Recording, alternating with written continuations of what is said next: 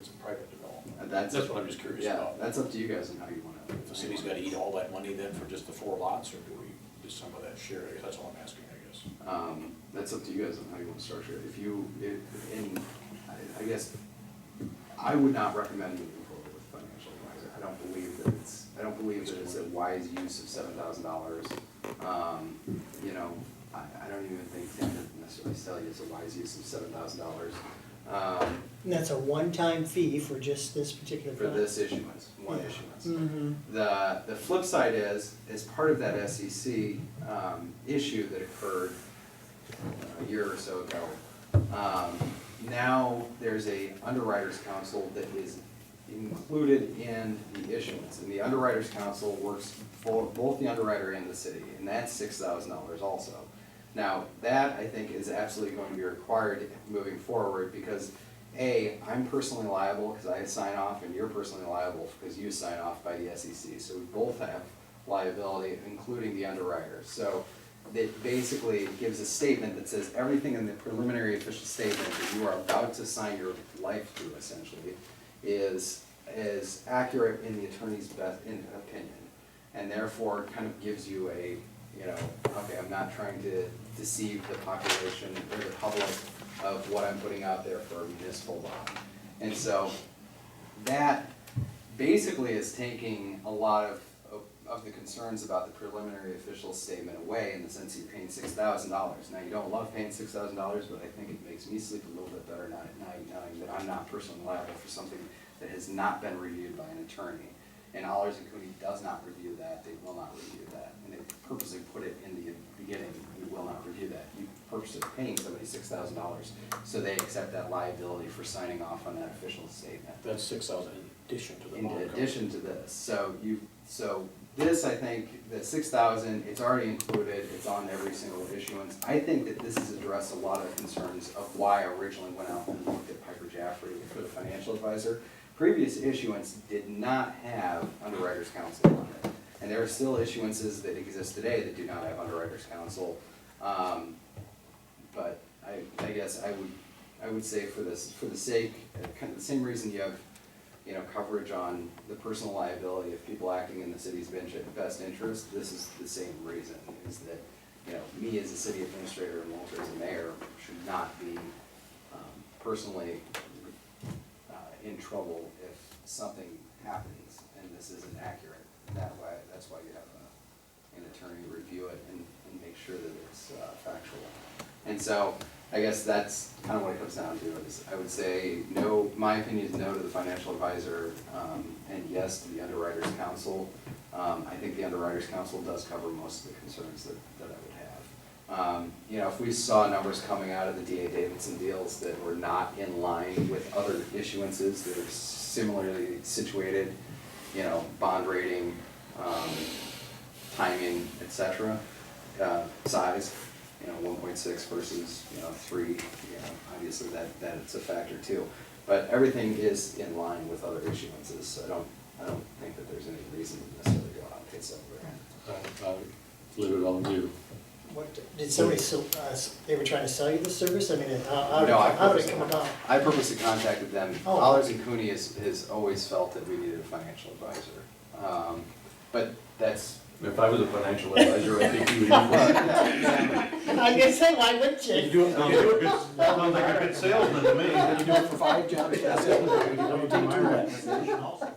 So, I think, well, you know, they're the council, they're the bond council, but I mean, that's the thing, is. They all play golf together. Yeah, they're all playing golf together. I would go with your recommendation. Okay. I would too, you're satisfied with what Right. you got, you know. And we've done it in the past. Well, and you're it's studied okay. it? No. Included on that, you know. You're comfortable with it? Liability and. Okay, so I think we just leave it as it is.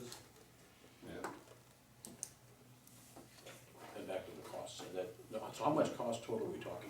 We're talking, For the total bond issuance, and now here's the thing, the bond, this is what I'm working to get up in front of you guys, is 1.625 million.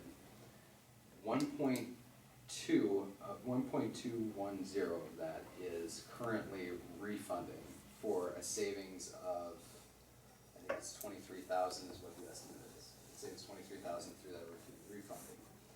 Now granted, there are fees associated with the issuance that will eat up, what's it here, 23,000 of the money. Lost $3,000. And so, you know, it depends on what the interest rates come out, but, so essentially what's happening is your refunding is essentially making the new money not cost, or you can allocate it out by size, which would be 18,000, 6,000 roughly.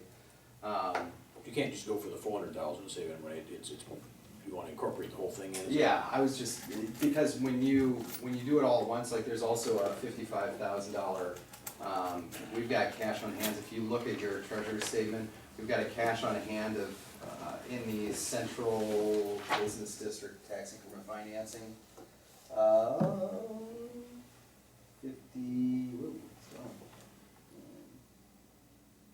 52, okay, so 52,000. I want to go ahead and wipe out the debt in that. We have a issuance that still has roughly 55,000 left in it. And so we've got so much cash on hand, it's returned more money than what we needed in that account. So you take and pay that back, save yourself $6,000 in interest, it's overproduced, you're gonna be fine. And so that's what we're looking at doing with one of the issuances, and then refunding on this capital loan note series. What's the refunding for? I don't know what the refunding is. And so you have this refunding of money that's previously been borrowed, that's a general obligation debt, and that'll bring it to the city 23. So you roll it all together, that cuts down on your bond counsel, all these other things are one-time costs, then, rather than having it 3 times or 4 times.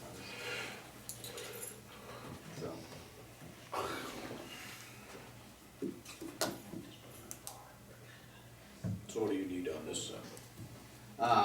That I was just presenting, I don't ever like a situation where somebody's approached me and told me it's a good idea, and you're dealing with $1.6 million, and I say, no, that's not right. So mainly just wanted to get it in front of you guys, have you make the decision so that, you know, God forbid something happens and it doesn't come through, that you've been presented with the idea, my opinion, and then made a decision based off of it, rather than just me making a decision, no, we don't need a financial advisor, and then, And then that not being our wishes. yeah, Mhm. and having gone contrary to the council. Mhm. So, mainly just presenting it, so that you guys were aware of it, aware that all of you had made that statement, and that we were going, against their opinion in essence. And, you know, I think it's a matter of that we're very comfortable with the idea that they're a huge firm.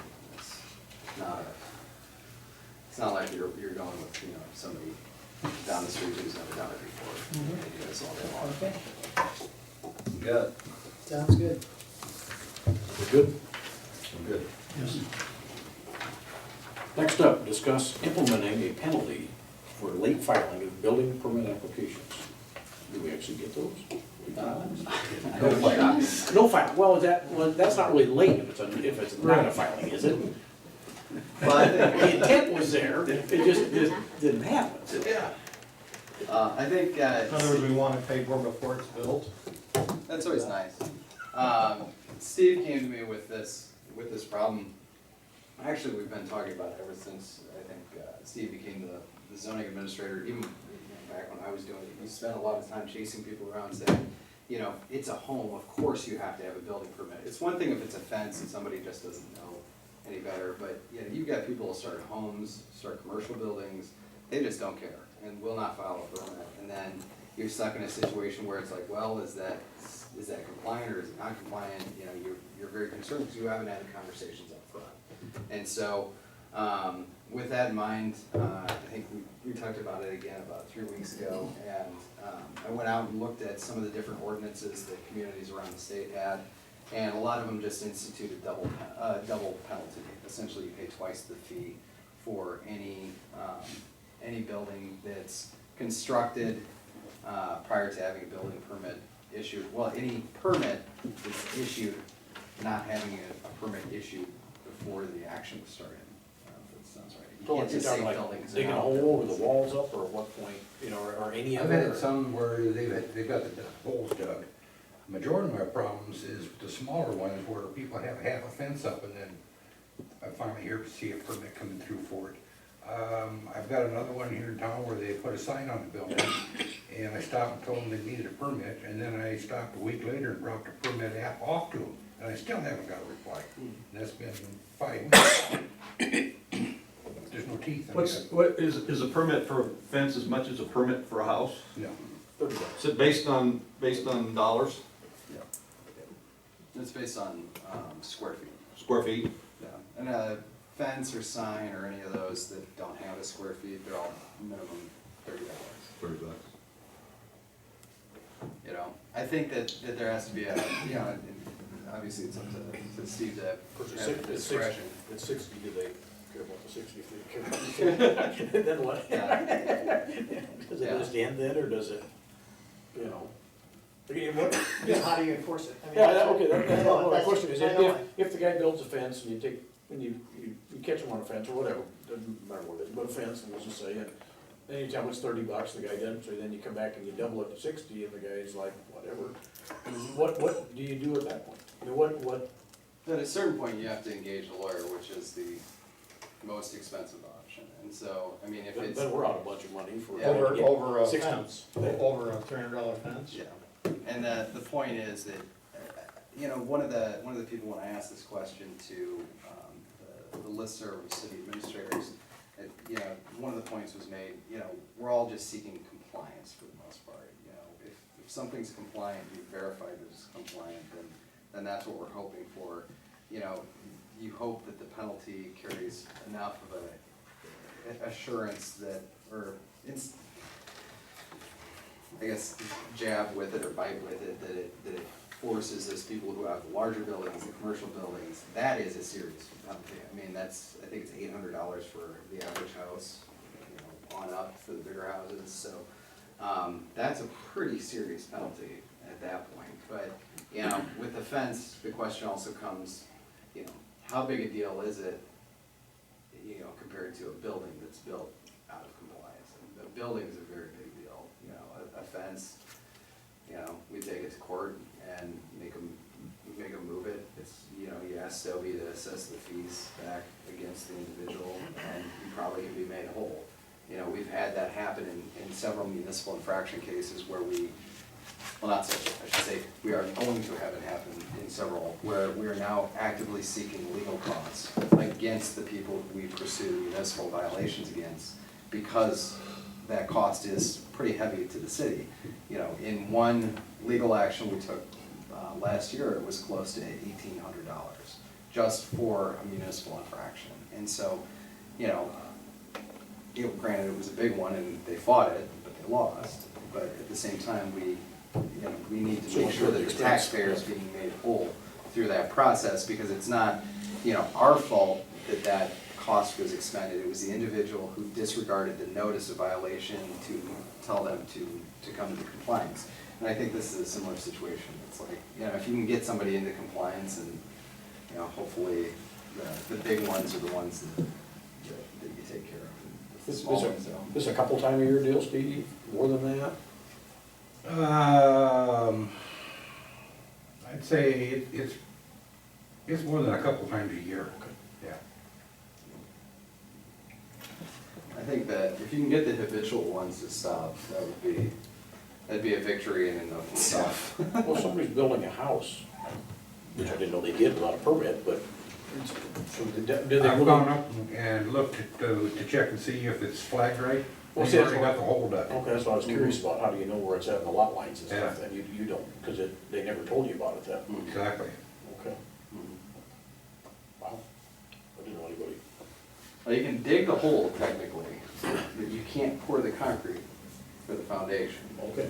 Because digging the hole is just site work, the structure isn't there.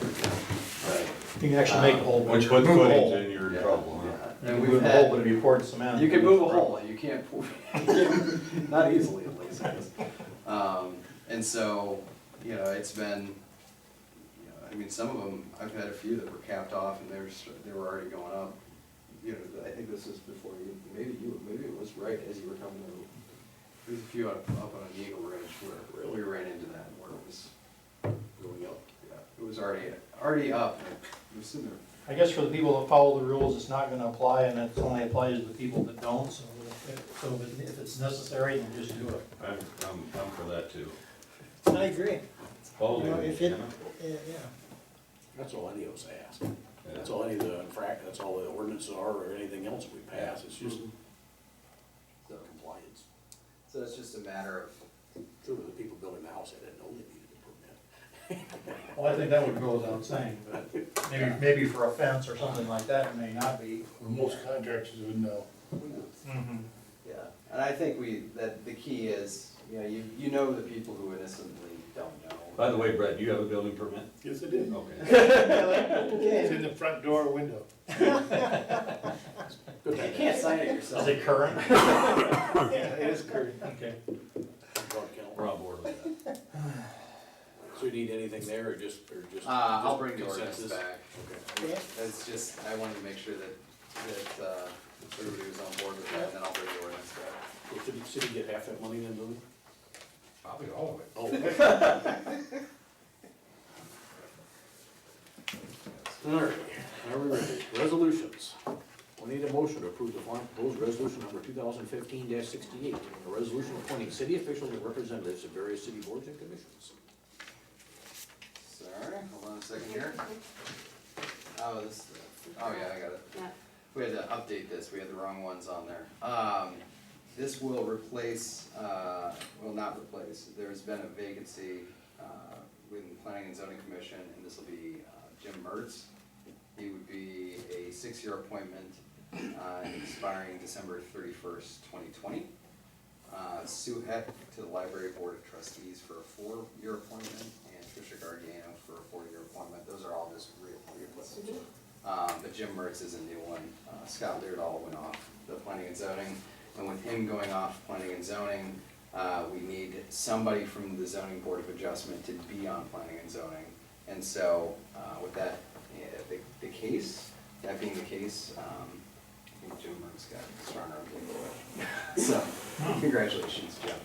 So it wasn't voluntary. That's what. But, you know, he did go, the one benefit, he did go to that Planning and Zoning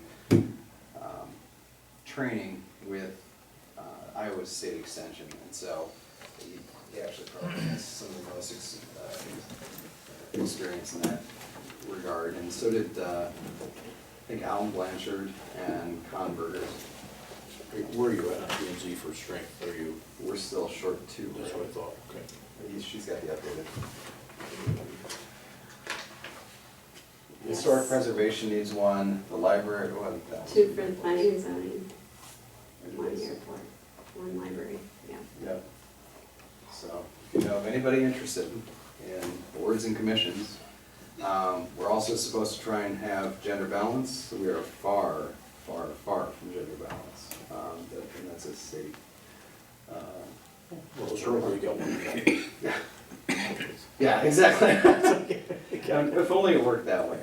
But, yeah, we've got some work to do with that. The thing is, we try and leave them out there, try and talk about them, put them in the Humboldt now. It's just, it's very difficult to get people to serve in official capacities, especially when you consider, like, the zoning board of adjustment's a perfect one. Either somebody expects the adjustment to happen, or they're really mad at you when it doesn't happen. And so that's never a good, a really, fun position to serve in. And I think that's a lot of the commissions and boards, you tend to be more of a lightning rod, as you all know, than getting any sort of positive feelings from it. So, but it's absolutely important that people serve in those roles. It's really unfortunate that we do struggle to fill them. You're twisting enough arms. So move. I twist as many as I can. Second. Dell, Aye. Slater, Aye. Scholl, Aye. Rusher, Aye. Davis. Next, we need a motion to approve the following proposed resolution number 2015-69, Resolution approving pay estimate number 14 from Gopperson Smith Construction Company by the Grove, Iowa, in the amount of $58,973.11 for the Summer Avenue Bridge Replacement Project. All right, these two pay estimates clear all of the completed work that is not covered by liquidated damages, retainage, or punch list items. This amount must be paid out, and no contact on the liquidated damages from Gopperson Smith has occurred yet. A meeting with the DOT outlined the process of moving forward and how they would handle the contracts not getting closed out. Right now, we're sitting there with a lot of seeding, a lot of landscaping that needs to be done. Obviously, the staining has to wait till the river's down, but the river was down and they didn't come in and finish it. The lights aren't working at this point. They came in and they were supposed to fix the photo cell, evidently they fixed it by breaking lights. And so, they're coming in tomorrow morning because I told them I want it working before the event tomorrow afternoon. So they promised me they'd be there in the morning. I'll be pleasantly surprised if we see them. And that's not on Gopperson Smith, that's their subcontractor. But, and a lot of this work is subcontractor work. I mean, we've got a subcontractor with the seating, we've got a subcontractor with the staining, we've got a subcontractor with the electrical, and all of that work does have to be completed. But those are kind of the outstanding things. The liquidated damages have all been assessed to structural concrete per the DOT. That's the Gopperson Smith's line item is structural concrete, and so that's where they recommended that if you do assess liquidated damages, they come out of. In a conversation with the DOT, they said the only time that we take issue is when somebody does not assess liquidated damages. If you opt to give the contractor the full sum of money, even though they violated the contract, then we have a concern. They said if you're actually going to assess the liquidated damages, then, you know, essentially you can go along your way and we're fine. And so that was kind of the comment with them. So the process moving forward is they've given notice. The clock starts on liquidated damages again because we're beyond substantial completion. They're not finishing out the contract. You start the clock again. It's that same 1,200 per day of working days that could work. Obviously, you can't assess them working days for staining when the river's up.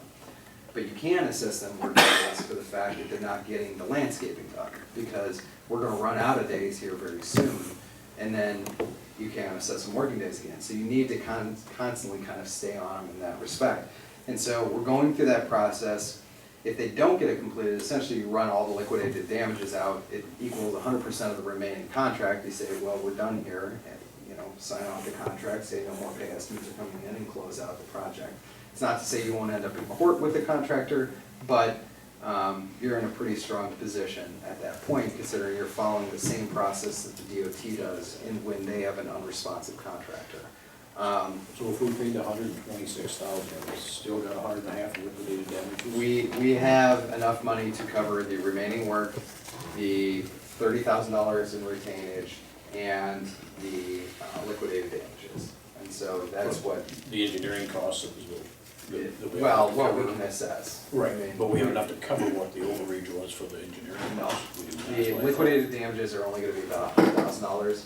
The total engineering cost will be well in excess of $160,000. So the engineering, of overage from the original contract that was signed.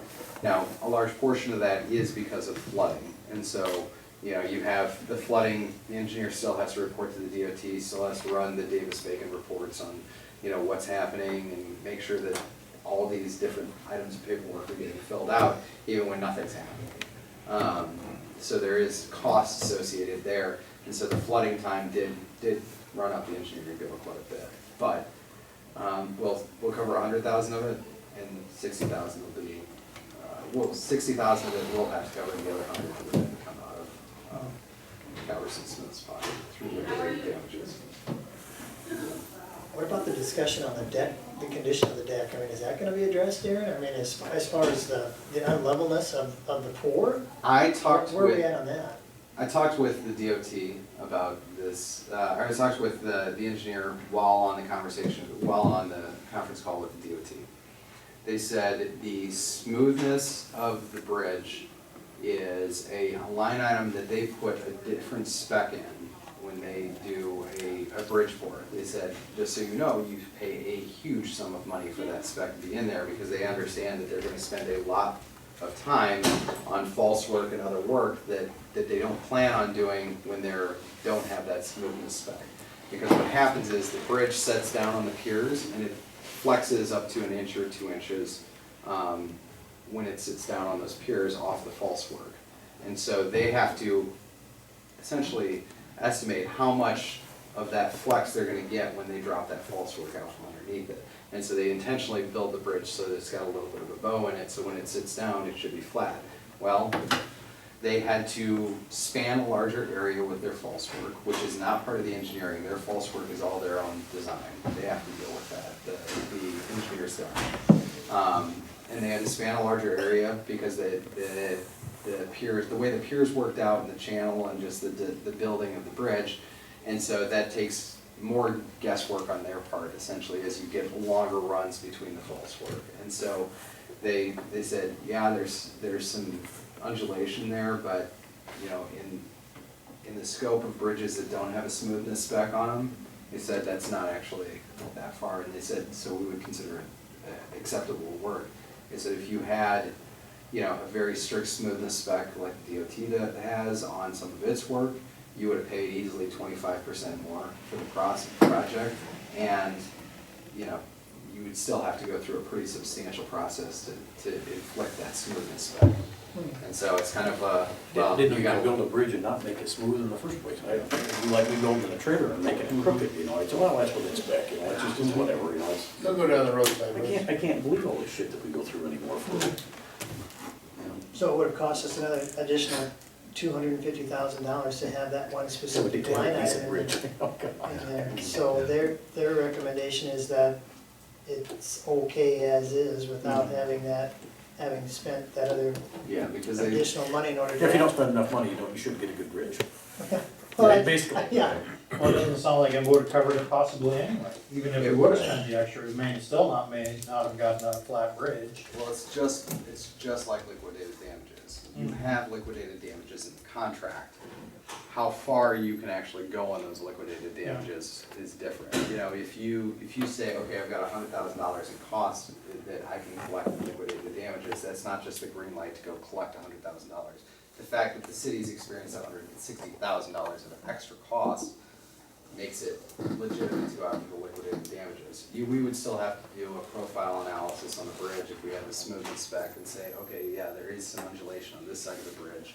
And then the contractor would say, well, the way that the bridge is designed with a 2-foot slab means that, you know, it's damn near impossible to try and get that smooth. You know, and so you're gonna end up probably in a court anyway, even if you. so you've had a conversation with the DOT and the engineers, have you had a conversation with Gowers and Smith? I mean, are they aware that we're probably gonna withhold I've liquidated asked- damages? Well, they know the liquidated damages are coming. I mean, that conversation was had actually in December, before the time run out, because they were so far behind on the project back in December. We had the conversation, okay, we will stop working days today as soon as the snow flied. I don't remember, the weather was getting cold and the snow started to fly. We said, we'll stop working days today if you stop working, leave the site until spring. Because your working days get shorter and the work that you're doing is harder when you're moving snow and you're pouring in cold weather conditions and you're trying to heat the concrete. It gets absolutely exhausting. And, you know, a lot of it is, you know, essentially just shuffling around a place, you're not really getting that much done. And so we had that